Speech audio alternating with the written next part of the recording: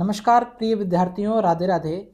स्वागत है आप सभी का आज की इस नई वीडियो में। आज हम एक बहुत ही गूढ़ और रहस्यमय विषय को समझेंगे, कालसर्प योग। कई बार लोग डर जाते हैं जब उन्हें बताया जाता है कि उनकी कुंडली में कालसर्प योग है। परंतु क्या आप जानते हैं कि कालसर्प योग एक नहीं बल्कि 12 प्रकार के होते हैं और हर योग का जीवन पर प्रभाव अलग अलग होता है। आज हम इन्हीं 12 प्रकारों को गहराई से समझेंगे। पिछली वीडियो में हमने केवल 12 के नाम देखे थे, लेकिन आज हम गहराई से समझेंगे उसका फलादेश क्या होता है, उसका क्या प्रभाव होता है। एक शिक्षक और एक ज्योतिषी के रूप में शांत मन से तार्किक ढंग से समझेंगे। उससे पहले हम समझते हैं कालसर्प योग का मूल सिद्धांत। प्रिय विद्यार्थियों, सबसे पहले समझिए, कालसर्प योग तब बनता है जब सभी ग्रह राहु और केतु के बीच फंसे हों। कैसे फंसेंगे इसको मैं पिछली वीडियो में बता चुका हूं। जैसे राहु यहाँ बैठा हो तो केतु यहाँ बैठेगा, एक साइड सारे ग्रह हों। राहु यहाँ बैठा हो, केतु यहाँ बैठा हो तो एक साइड ग्रह हों, है ना। तो ऐसी स्थिति में क्या होता है, कालसर्प दोष बन जाता है। राहु को आप सर्प का मुख कह सकते हैं। कैसे समझेंगे हम, राहु को आप सर्प का मुख कह सकते हैं और केतु को सर्प की पूंछ। अब इन दोनों के बीच जब बाकी ग्रह फंस जाते हैं तो व्यक्ति के जीवन में एक अदृश्य बंधन उत्पन्न होता है। यह बंधन सभी कर्मों से जुड़ा होता है, कभी पूर्व जन्म के अधूरे कार्यों से। समझ रहे मेरी बात को। अब यह समझना जरूरी है कि राहु किस भाव में बैठा है, क्योंकि उसी भाव से यह तय होता है कि कौन सा कालसर्प दोष बन रहा है।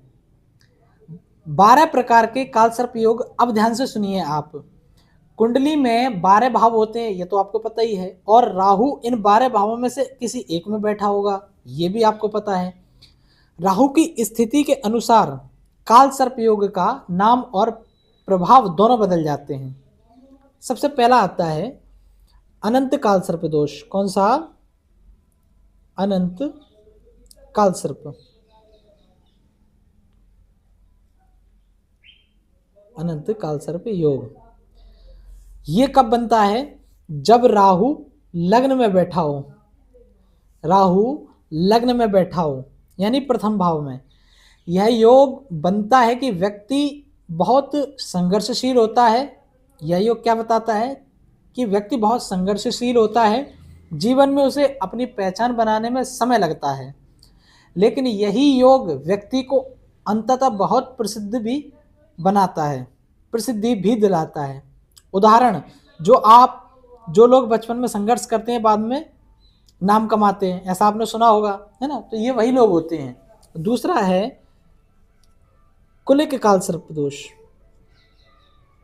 कुलिक कालसर्प, इसको आप अपने नोट्स में लिखते जाइएगा तो आपको आसानी रहेगी। जब राहु द्वितीय भाव में हो, यह योग परिवार और वाणी से संबंधित होता है। व्यक्ति को पारिवारिक सहयोग में कमी और कभी कभी वाणी के कारण हानि मिलती है। समझ रहे हैं। परंतु यही योग दूसरों को प्रभावित करने की कला भी देता है। इतना समझ में आ गया। तीसरा है वासुकी कालसर्प योग। इसका क्या प्रभाव है भाई, इसके प्रभाव के बारे में सुनिए। राहु तृतीय भाव में बैठा हो। कहां पर बैठा हो? राहु तृतीय भाव में बैठा हो तो यह साहस और संचार से जुड़ा योग है। ऐसे जातक मेहनती होते हैं लेकिन उन्हें सच्ची पहचान देर से मिलती है। समझ में आया। चौथा है शंखपाल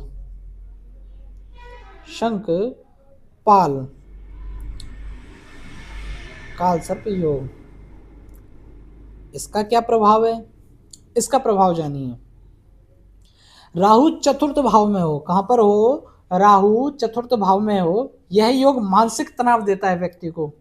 घर गृहस्थी के मामले में बहुत ज्यादा उतार चढ़ाव देता है, परंतु व्यक्ति को अद्भुत अंतर्ज्ञान भी दे देता है।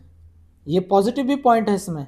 समझ रहे हो। कालसर्प केवल नेगेटिव पॉइंट पे नहीं चलता है, पॉजिटिव भी पॉइंट होते हैं। समझेंगे तो बहुत कुछ समझ में आएगा।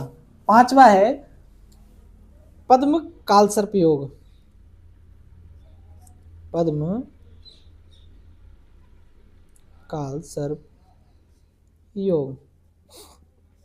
इसका क्या प्रभाव है भाई?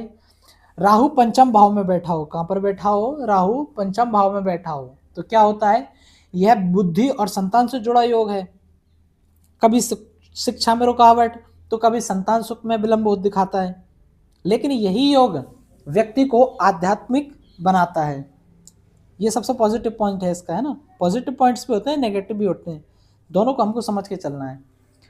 अगला है महापद्म कालसर्प योग। कौन सा? महापद्म कालसर्प योग। आप नोट करते जाइए, फिर मैं इसको मिटाऊंगा, है ना। राहु छठे भाव में बैठा हो। कहां पर बैठा हो? छठे भाव में बैठा हो तो ये क्या करेगा? यह शत्रु, ऋण और रोग का संकेत देता है, लेकिन यदि व्यक्ति संयम रखे तो यही योग विजय और नाम देता है व्यक्ति को। अब हम बात करते हैं सातवें योग की। इसको बोलते हैं तक्षक। तक्षक कालसर्प योग। इसका क्या प्रभाव है भाई?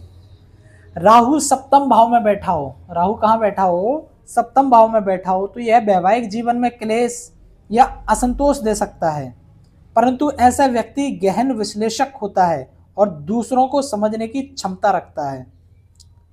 समझ में आई? आठवां है कारकोटक। कारकोटक कालसर्प योग। इसका क्या प्रभाव है? राहु जब अष्टम भाव में हो। कहां पर हो? अष्टम भाव में हो तो यह परिवर्तनकारी योग होता है। जीवन में कई बार अचानक मोड़ आते हैं, परंतु इन्हीं मोड़ों से जातक आत्मबोध प्राप्त करता है। नवा है शंखनाद। शंखनाद कालसर्प योग।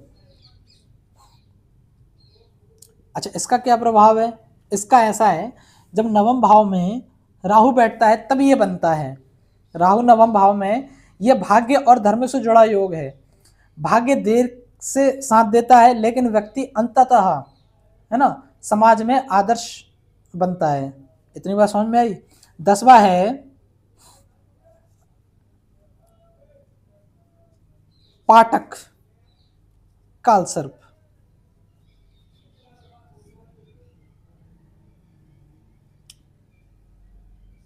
इतनी बात समझ में आई?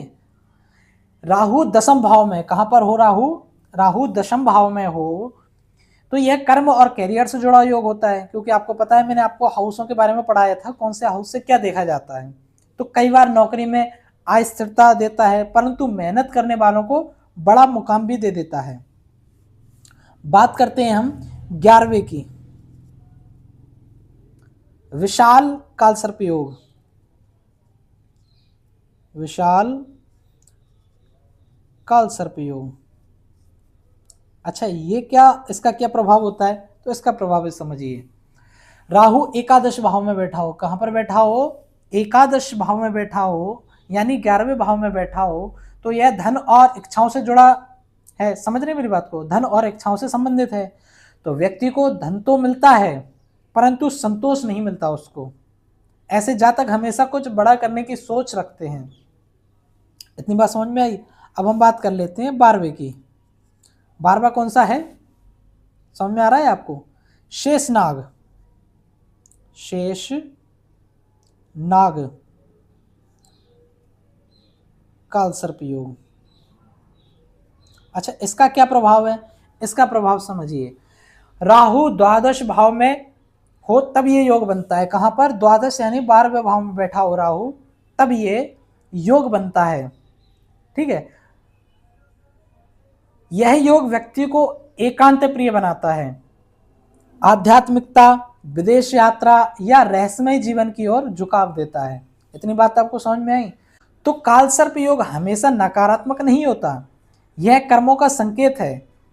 जब आत्मा पुराने बंधनों को तोड़ना चाहती है, यदि जातक मेहनत करे, सत्य मार्ग पर चले और सही रत्न या उपाय अपनाए, तो यही योग उसे सफलता की सीढ़ी तक पहुंचा देता है।